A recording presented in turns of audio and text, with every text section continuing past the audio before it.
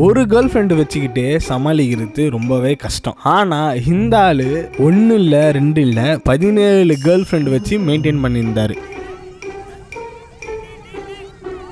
யார் சாமி எங்கிருந்து வந்திருக்கான்?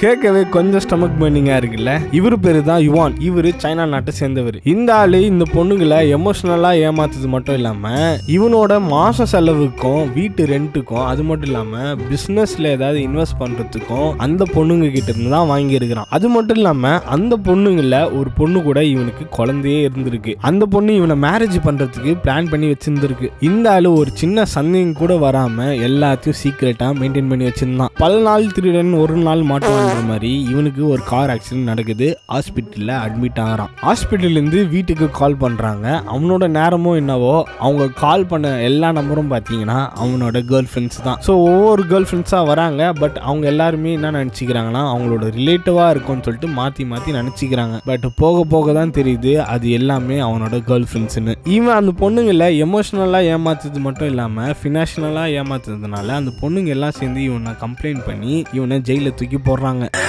சோலி முடிச்சு